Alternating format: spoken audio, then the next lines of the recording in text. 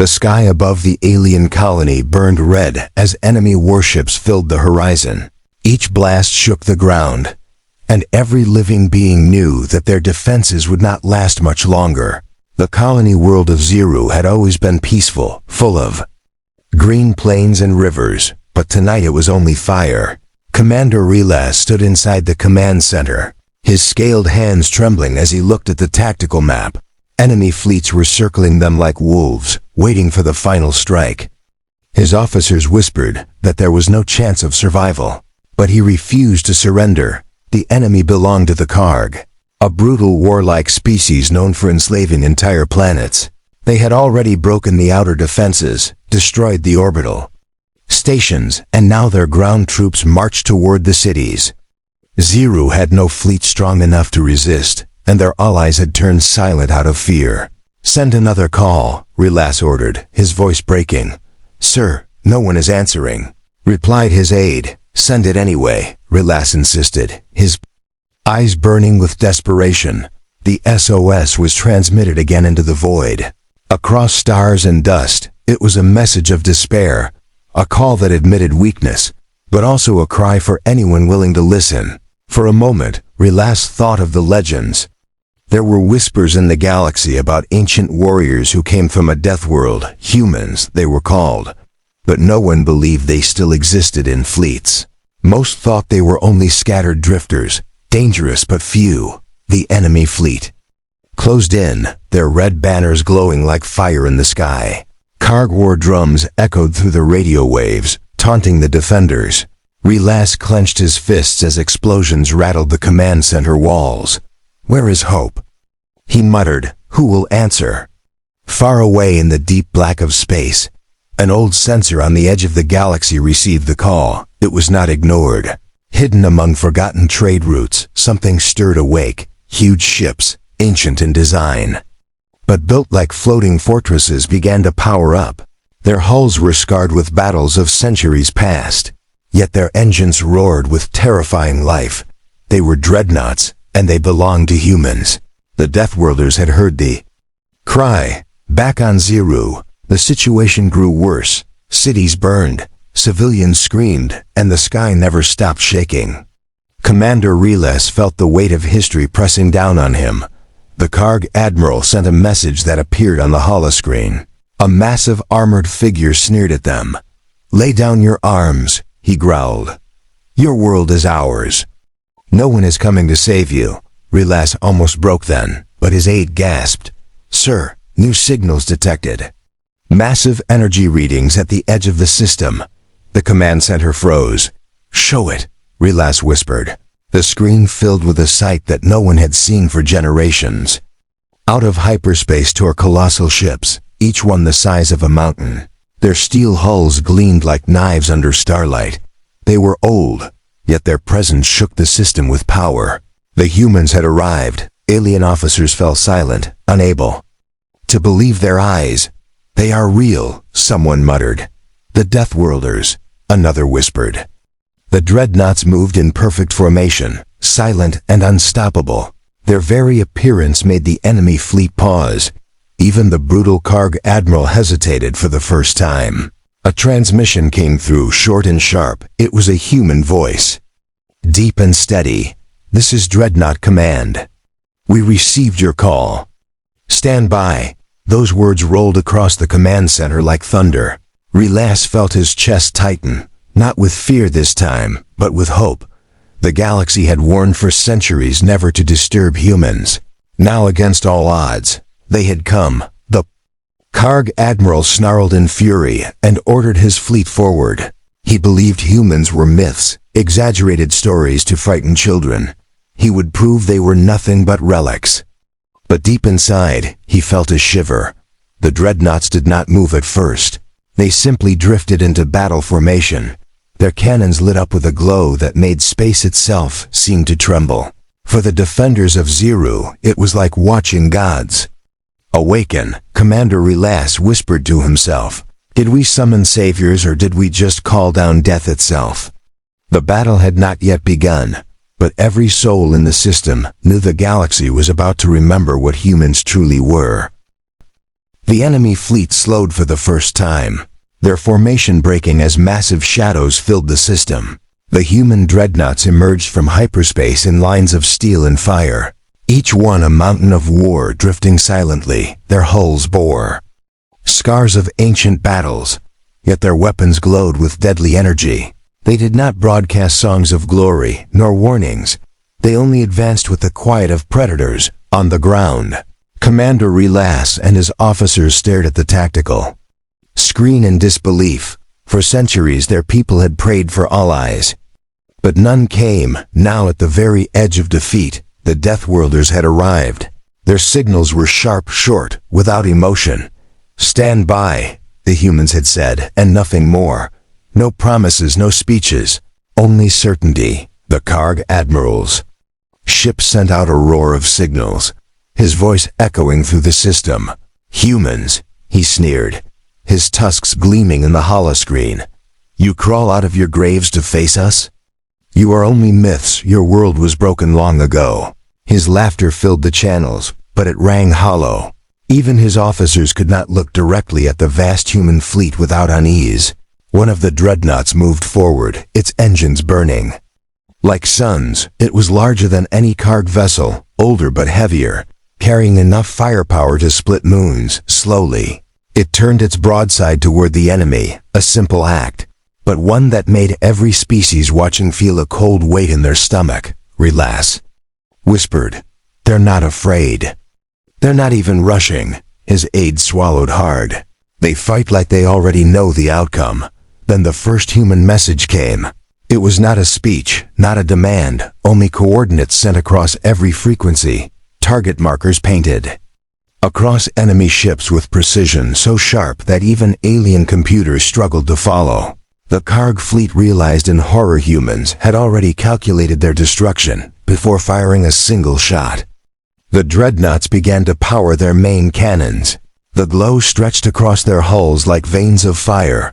Relas had seen plasma cannons, ion storms, and rail strikes, but this was different. The energy building on human ships felt alive, as if space itself bent under their will. The Karg admiral bellowed, "Forward, crush them. Show these Deathworld myths what true warriors are." His fleet surged with fire, thousands of weapons blazing at once. The night sky lit up, and Zeru's defenders braced for the storm. But the dreadnoughts did not scatter. They did not raise shields in panic. Instead, they advanced into the storm, each hit absorbed by armor thicker than city walls. The first human volley came without warning. One dreadnought unleashed a broadside, and an entire enemy squadron vanished in a single flash. Ships that had stood for decades, armored and proud, were cut apart like paper. The galaxy had always whispered of human weapons, but whispers were nothing compared to reality. The ground shook as alien civilians stared at the sky. Some thought the stars themselves were exploding. Children cried in awe and terror, hiding their faces as the heavens burned. In the command center, Relas felt his hands grow cold. They are not fighting a battle," he muttered. "They are executing a sentence." More dreadnoughts fired, each shot precise, surgical. Where the Karg fired in chaos, humans fired with intent. Every blast destroyed a flagship. Every cannon tore through shields once thought unbreakable. The silence between volleys was worse than the fire itself. It was as if humans did not see their enemies as equals, but as obstacles. The Karg admiral roared in anger. "Board them! Break them! Tear their throats out!" But even as his command rang out, his officers hesitated. Who would dare charge a monster when the first glance already promised death? Then, as if to answer the challenge, human marines began to prepare inside their dreadnoughts. Armored soldiers with grim faces, their weapons older than many alien empires, but still sharp. They loaded drop pods, ready to pierce enemy hulls like nails into wood. Relas could not imagine what it felt like to be the target of such soldiers, to face humans not only in ships but hand to hand. Still, the Karg forced their fleets forward, desperate to prove their strength. Wave after wave hurled themselves at the dreadnoughts, and wave after wave broke. The battlefield became littered with wrecks. fires, and drifting bodies. The humans advanced without slowing from orbit. The colony watched as death itself became their shield. For the first time in centuries, Relas dared to believe survival was possible, but with belief came fear. What would humans ask in return? Would their price be worse than the Karg's chains? The dreadnoughts sent another message, simple and cold: hold position. We will clear the system. It was not a request, it was not kind, it was a command. Relas obeyed without hesitation. He had no choice. The battle stretched on, the Karg throwing everything they had, but against each human ship, dozens fell. The dreadnoughts did not bleed like other fleets. They fought like predators reclaiming a hunting ground. When the last of the first wave was destroyed, silence returned to space. Wreckage drifted like broken bones. Glowing with fire, Relas leaned against the table, breathless. His aide whispered, "Is it over?" But before he could answer, new signals lit up the screen. Reinforcements, larger than before, arriving in fury. The Karg were not finished. They had underestimated humans once. They would not do so again. Relas felt his hope flicker. The colony was saved for now, but the real test had not yet begun. And as the dreadnoughts turned their guns toward the incoming swarm, the galaxy trembled at the thought of what humans would unleash next. The second wave of Karg reinforcements entered the system like a storm of fire. Their ships were newer, larger, and burning with vengeance. They came in a swarm, spreading across the void like a dark tide. Each vessel bristled with weapons, their banners glowing crimson against the stars. Commander Relas watched the tactical screen with dread. The defenders of Ziru had no more strength left to give. If the humans failed, everything was lost. But when he turned his eyes toward the dreadnoughts, he saw no fear. The Death Worlders moved with the calm of hunters preparing to finish a hunt. The human admiral's voice came through the comms, deep and steady. "Hold your lines. This ends now." There was no anger in his tone, no pride. Only the cold certainty of command. Relas realized then why humans were feared. They did not fight for glory. They fought to end battles. The Karg opened fire first, their weapons filling space with rivers of plasma and storms of rockets. It was a sight that could blind lesser species. But the dreadnoughts did not flinch. They turned, their broadside cannons glowing with energy so bright that shadows stretched across planets. Then came the first strike. A single human volley tore through the enemy line. Ships split open, exploding into shards of molten metal. Entire squadrons were erased before their commanders could even shout orders. The dreadnoughts fired again and again. Each shot was like thunder breaking the galaxy itself on the ground. Civilians cried out in awe as the night sky lit up with unnatural brilliance. Some fell to their knees, praying, not sure if they prayed to gods or to the humans above. The air itself seemed to tremble under the fury of weapons designed by a species who lived every day on the edge of death. The Karg did not retreat. They pressed harder. Their pride demanded it. But with each charge, more of their ships fell. Their admirals screamed for courage. But courage turned into silence as dreadnought fire tore through them. Relas muttered, "It is not war. It is judgment." His aide shivered. The stories were true. Humans. They are not like us. The battle grew closer. The Karg desperate enough to send boarding craft against the dreadnoughts. Thousands of soldiers launched in pods, hoping to pierce the massive human hulls. Relas clenched his teeth. No ship can survive that many boarders. But he was wrong. Inside the dreadnoughts, human marines waited in silence. They were armored in black steel, helmets hiding their faces, weapons clutched like extensions of their bodies.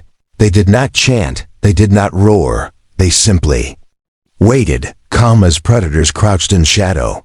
When the Karg boarding pods crashed into the dreadnoughts, doors burst open with fire and smoke. Alien warriors surged inside, screaming battle cries. But the humans did not retreat, they met them head-on. The first volleys of human rifles tore through armor and flesh with brutal efficiency. The Karg expected resistance, but they had never faced soldiers like this. One human marine charged forward even after being struck in the chest. His armor cracked, blood running down. Yet he kept firing until the entire corridor was silent. Another human used his body to block a grenade, shielding his squad. Rising again with burns covering his armor, the Deathworlders fought as if pain was only an inconvenience, not an end. Relas watched the live feeds being transmitted from orbit. His officers turned pale as they saw humans tearing through enemy after enemy in close combat. They fought with precision, each movement brutal but efficient. There was no wasted motion, no hesitation, only survival sharpened into perfection. The Karg were known as conquerors, feared across systems, but against humans they were prey. Their roars turned to screams, their charges into retreats. Corridors filled with smoke and blood as the dreadnoughts swallowed their attackers whole. The human admiral spoke again, his voice like iron. Dreadnought command, report status. One by one, calm voices replied. Boarding attempt neutralized. All decks secured. No threat remains. Relas could not believe what he heard. An entire fleet of boarders had been destroyed as if they were nothing more than insects. Meanwhile outside, the dreadnoughts continued their fury. They moved slowly but without mercy, breaking apart Karg cruisers and carriers. The battlefield became a graveyard of steel and flame. The Karg numbers dwindled, yet still they came, driven by pride, by desperation, by fear of what retreat would mean. But the humans did not stop. They pushed forward, their dreadnoughts plowing through wreckage, their marines returning to their posts, ready for the next wave without rest. It was as if the galaxy itself bent around their will. Relas stood silent for a long moment. He knew his people owed their lives to these Deathworlders, but he also felt a shadow in his chest. If humans could do this to the Karg, what could they do to anyone else? What would happen if one day their wrath turned on him, on his people?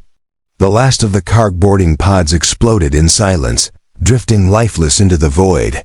The dreadnoughts cleared their decks, their guns turning again toward the remaining fleet. Relas leaned forward and whispered, "They are not an army.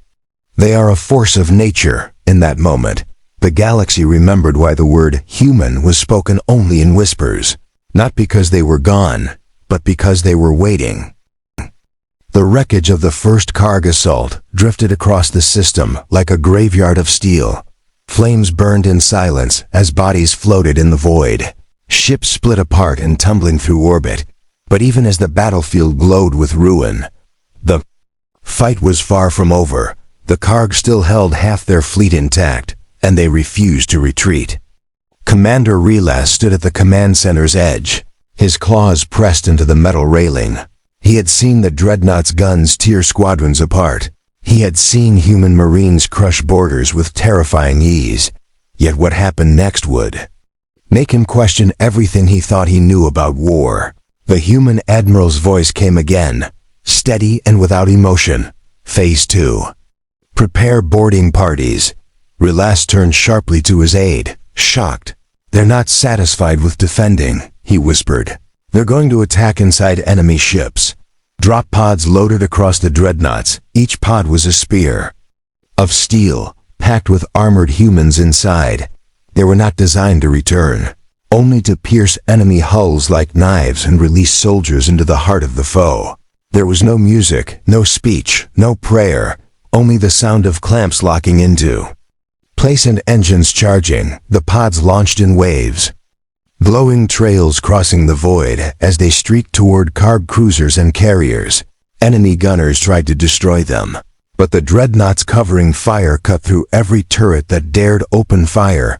One by one, pods slammed into Karg hulls with thunder. Explosions cracked the surface, and armored humans poured inside. On the bridge of a Karg battleship, alarms screamed as soldiers rushed to the breach. They had fought countless enemies before. They had broken worlds. But when the first human stepped through the smoke, they hesitated. The Marine moved like a predator from nightmares, his black armor scarred but unbroken, his rifle steady. He fired once, twice, and the Karg soldiers fell before they could even raise their blades. Then more humans followed. Their movements precise. They did not scream. They did not roar. They advanced with silence. The Karg charged in waves, but the humans cut them down corridor by corridor. It was not a battle, it was a hunt. Relas watched the live feeds in horror and awe. The humans fought as if ships were forests, as if steel walls were nothing but terrain. They adapted instantly, turning enemy traps into their own weapons. When plasma fire blocked a hallway, they crawled through vents. When blast doors shut, they welded through with terrifying speed. Nothing slowed them. One human squad was caught in an ambush. Fire from both sides of a narrow passage. Any other force would have been slaughtered. But the Marines pressed forward, one falling to his knees to provide cover fire while the others leapt over him and tore into the enemy with blades and close-range rifles. Even dying, the first Marine crawled forward, dragging himself closer, still firing until his weapon overheated. The Karg screamed, but their screams were drowned by human rifles on another ship. Karg commandos tried to rally their troops. They shouted orders of strength and honor, but their soldiers shook. Every corridor carried echoes of boots. Every corner felt like a trap. The humans were everywhere, moving faster than anyone thought possible. The dreadnoughts outside continued their barrage. Each time enemy reinforcements tried to close in, human cannons ripped them apart. It was as if the humans were carving the Karg fleet open both from the outside and the inside. Relas leaned closer to the holoscreen, whispering, "They are not soldiers. They are predators wearing armor." His aide could not answer, his eyes wide with fear. Every alien officer in the room knew then why humans were avoided. They were not creatures of balance or peace. They were survival sharpened into war. On one battleship, the Karg admiral himself stood tall, tusks bared, axe in hand. He roared as human Marines broke through his command doors. He swung his weapon, killing one in a single strike. For a heartbeat, he felt pride. But the humans did not falter. They surged forward, tackling him, blades stabbing, rifles blasting. The admiral fought like a beast. But against them it was useless. He fell to the ground, blood spilling across his own command deck. His last sight was the cold visor of a human helmet, staring down at him without mercy.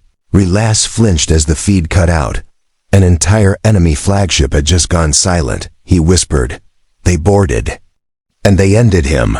More and more Karg ships fell into chaos. Every time the dreadnoughts launched new pods, another cruiser went dark. The enemy fleet began to fracture, captains fleeing, some even ramming their ships into each other in panic. The Karg, once feared across dozens of systems, were being broken from within. The humans spoke little, only to coordinate. Deck secured. Objective neutralized. Proceeding to engine room. Their voices carried no triumph, only efficiency. To them this was not conquest. It was routine. When the last boarding pod reported success, the dreadnoughts pulled their soldiers back. Entire enemy vessels drifted lifeless, their crews gone or surrendered. The battlefield grew quiet once more, filled only with burning wreckage. Relas closed his eyes, his chest rising with relief and dread at the same time. His world had been saved, his people alive, but the cost was the memory of what he had just witnessed.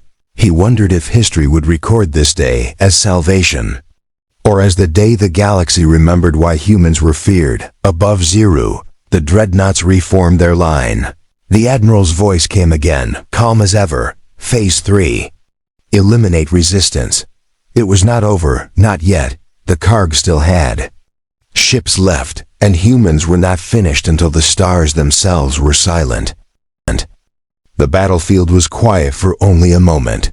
Wreckage floated like burning bones across the void, broken ships drifting in silence. The dreadnoughts moved slowly through the graveyard, their weapons still glowing, each one a giant of steel and fire, unshaken, unbroken. Commander Relas stared at the holoscreen, his scaled chest rising and falling. He had seen fleets destroyed before, but never like this. Humans fought as if the galaxy itself was theirs to command. Every volley, every strike carried the weight of centuries of survival, yet the war was not over. A warning echoed through the command center. New contacts detected massive fleet approaching. Relas turned sharply, his eyes wide. The Karg were sending more reinforcements, larger than any wave before. This was not retreat. It was desperation. The enemy had chosen to throw everything they had to break the humans. Dozens of carriers, cruisers, and war beasts emerged from hyperspace. Their engines roared. Their banners of blood stretched across the stars. The Karg Admiralty had gambled it all. If they could crush the humans here, their legend would shatter. If not, the Karg would never recover. Relas whispered, "This is madness," his aide answered, voice trembling. "No, this is fear, Commander. They fear the humans more than defeat." The dreadnoughts did not flinch. Their formation shifted with precision, shields aligning, weapons humming with power. The human admiral's voice came across the comms, calm as stone. "Hold position. Dreadnought line advance." The ground shook as their engines pushed forward. They did not wait for the enemy to come to them. They cut through the graveyard of wrecks, pushing straight into the fresh wave. The Karg fired first, their combined cannons turning the void into storms of light. The blasts hammered into human shields, shaking the space around them. For a moment, even Relas thought no ship could withstand such fire. But the dreadnoughts pressed on, their hulls burning, yet never stopping. Then came the human response, a broadside unleashed with perfect timing. One dreadnought fired its main gun, and an entire carrier exploded into fragments. Another ship split in half, its crew silenced in seconds. Each human strike was not just power, it was precision. They wasted nothing. They destroyed exactly what mattered. Still, the Karg pressed harder. They deployed swarms of fighters, hundreds pouring out of their carriers. The small ships darted like insects, swarming the dreadnoughts. They filled the sky with stings of fire, but humans had planned for this. Dozens of smaller turrets lit up across the dreadnought hulls. Automated guns tracked every fighter, cutting them down one by one. The swarms vanished as quickly as they had come. Relas's claws dug into the table. "They fight numbers as if numbers mean nothing." His aide shook his head slowly. "To them, numbers are only targets." Inside the dreadnoughts, Marines stood ready once more. Every time a Karg boarding craft tried to land, it was torn apart before reaching the hull.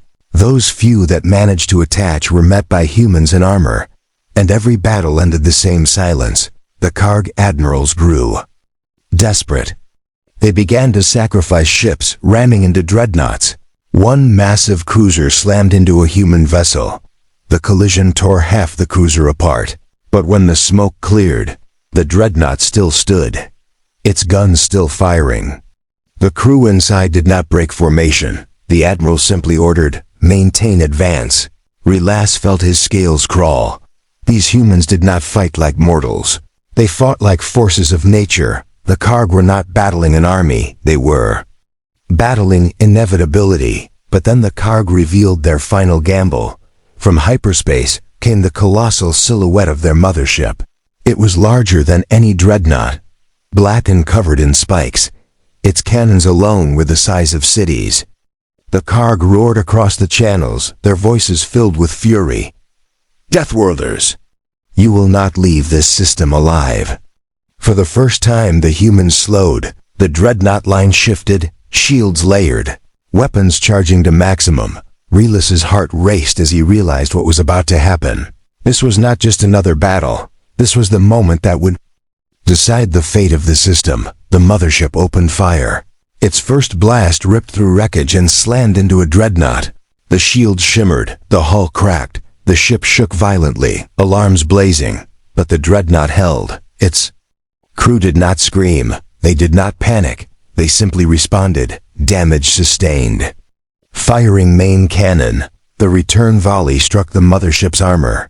The blow tore off entire layers of plating. The giant groaned under the strike, but it did not fall. The Karg roared again, pushing all their ships forward, every weapon Turned on the humans, the void became a storm of fire. Relas gripped the table. "This is it," he whispered. Either the humans would break, or the galaxy itself would change tonight. The dreadnoughts formed a wall, their guns blazing, every shot precise, every strike fatal. The battle stretched on, longer and bloodier than before, for every human strike. Another cargo ship died, but the mothership still loomed, its cannons glowing with death. Relas's aide whispered, "They cannot win against that. No species can." But even as he said it, the human admiral's voice came again, calm and unshaken. "One dreadnought will break formation. Shield the colony. The rest target the mothership." One ship surged forward, burning engines tearing through the void. It positioned itself between the mothership's guns and the colony below. Relas realized with horror and awe what they were doing. "They're taking the shot for us," he whispered. The mothership's cannon fired. The beam slammed into the lone dreadnought, tearing through its shields, ripping its armor apart. The ship groaned, fire consuming its hull. For a moment it looked as if it would split in half, but still it stood, holding position. Smoke poured from its sides, its crew fighting to keep it alive. And even as it burned, its cannons fired again, striking back at the mothership. Relas felt tears burn his eyes. The Deathworlders were not just monsters, they were protectors. They had chosen to suffer the strike so others would live. The other dreadnoughts surged forward, their main guns unleashed in perfect unison. The mothership shook under the combined fury, its armor cracking, its shields collapsing. For the first time, the great beast looked fragile. The cargo fleet broke, captains fleeing, discipline shattered, but the mothership still burned, refusing to fall. The battle was not finished yet, and as the dreadnoughts reloaded for their final volley, the galaxy itself seemed to hold its breath. The battlefield burned like a second sun. Wreckage spun through the void. Flames streaked across the stars, and silence fell where fleets once roared. But in the middle of it all, the colossal cargo mothership still stood, black and monstrous, its cannons glowing with deadly light. Commander Relas clutched the railing of the command center. His scales felt cold, even in the heat of burning consoles. He had watched the humans endure storms that would have broken any other species, yet even he wondered, could even Deathworlders defeat something that large? The lone dreadnought shielding the colony drifted forward, its armor scorched, its engines crippled. Whole sections of its hull burned open, exposing glowing skeleton frames. Still it stood. Its weapons continued to fire with precision, even as fires raged across its decks. Every strike it sent was an act of defiance. "Status?" The human admiral's voice rang out. The reply came steady. "Dreadnought Aegis. Hull compromised. Crew casualties heavy. Still operational, not a cry of pain, not a plea for help, only a report." Relas shuddered. How could beings so wounded still fight as if nothing had changed? The mothership charged again, its massive core glowing. Relas's aide gasped. "If it fires again, the colony will be destroyed." The human admiral answered with iron calm. "All units, target the cannon. Priority strike." The dreadnought line shifted instantly. Their cannons charged in unison, glowing veins of fire racing across their hulls. When they fired, the void shook. Beams and slugs tore into the mothership's cannon banks, ripping through armor. Explosions cascaded across the giant's surface. But still, the weapon charged. The cargo roared in defiance, their mothership howling like a beast refusing to die. Then the Aegis made its choice. The damaged dreadnought surged forward, engines burning past their limits. It rammed directly into the mothership side. The collision shook the system, metal grinding against metal. The impact tore holes in both ships, sending shockwaves through space. Relas's claws dug into the console. "They're sacrificing themselves," he whispered. His aide swallowed hard. "No. They're anchoring it in place." The Aegis locked its burning hull into the mothership, pinning it. Even as its decks collapsed, its crew continued to fire every weapon they had left. The mothership struggled, trying to shake the dreadnought off. But the Deathworlders clung like predators sinking teeth into prey. Inside the mothership, chaos reigned. The impact had shattered bulkheads, tearing open entire corridors. Through the smoke and fire, human marines poured in. They were bloodied. Many wounded, but their eyes burned with a fire no alien had ever seen. They stormed the enemy from within, cutting their way to the heart of the beast. The Karg fought with desperation. Their warriors threw themselves at the humans, screaming in rage. But the Deathworlders did not slow. Every corridor became a slaughter. Every ambush turned against its makers. They advanced with relentless steps, their boots echoing like drums of doom. We last saw the live feed from broken cameras inside the mothership. Humans crawling through fire, pushing forward even when crushed by debris. They carried wounded comrades on their backs, yet still fired rifles with one arm. Some burned, some bled, but none stopped. It was not courage, it was something deeper. Something born from a world that had tried to kill them since birth. At last the Marine squads reached the engine core. The Karg defenders stood in a last desperate circle. Their commander roared, tusks gleaming. "You will not take this ship. You are only beasts." But the human sergeant answered with silence. He raised his rifle, and the battle began. It was brutal and short. The Karg fell one by one, their roars turning to silence. The last commander swung his axe, but a wounded Marine caught the blade with his own body, holding it in place while his squad finished the job. As he fell, his final words were not fear but defiance. "Mission complete," he whispered, pulling the detonator in his hand. Relas gasped as the feed cut out. Explosions erupted inside the mothership, its vast body shuddering as fires consumed it from within. The Aegis, still locked against its side, detonated its remaining reactors. The blast tore through both ships, splitting them apart in a storm of fire and light. For a moment, the battlefield fell silent. The mothership, once a symbol of terror, cracked open, its remains drifting lifelessly into the void. The Karg fleet screamed in panic. Without their flagship, their will broke. Ships fled in every direction, discipline shattered. The dreadnought line advanced one last time. They fired volley after volley, hunting down any ship that refused to retreat. One by one, the crimson banners of the Karg vanished from the system. The war that had begun with fire ended in silence. Relas leaned against the railing, his eyes wet. The humans had done the impossible. They had stood against the greatest weapon the Karg possessed, and they had destroyed it. But the price was heavy. The Aegis was gone, her crew sacrificed, her name burned forever into memory. The human admiral's voice came again, calm even now. Objective complete. Enemy fleet destroyed. Colony secured. Not triumph, not pride, only fact. Relas felt his chest ache. These were not saviors who celebrated victory. They were warriors who carried the weight of survival like a burden. The colony below erupted. In cheers, civilians wept and embraced as they realized they had been saved. Yet in the command center, Relas remained quiet.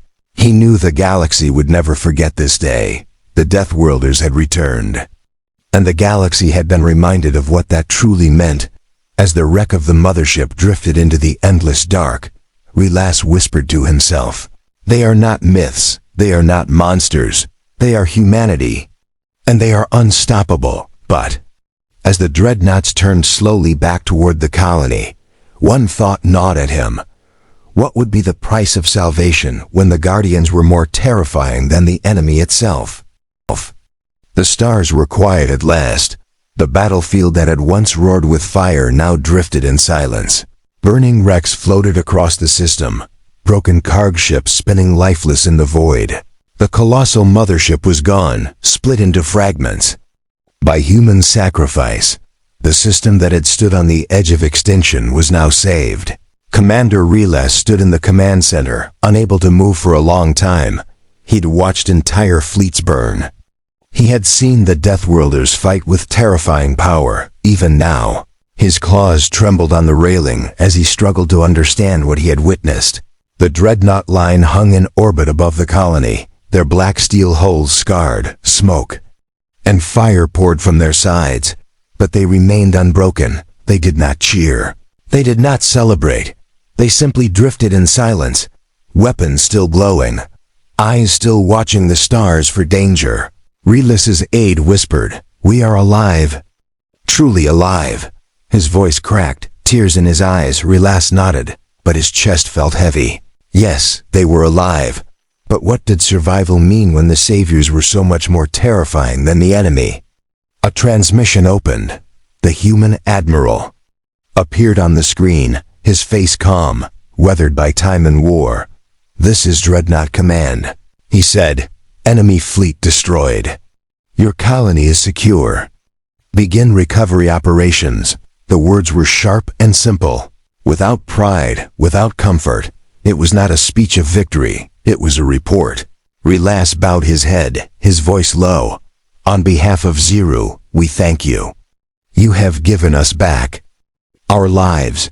For the first time the Admiral's eyes shifted, a shadow of something old and weary crossing his face. "We do not fight for thanks," he replied. "We fight because someone called." The line cut, leaving silence behind. Relas stared at the blank screen. His aide whispered, "They saved us. And yet, I feel as if we summoned storms." Down on the surface, the colony celebrated. Families embraced in the streets.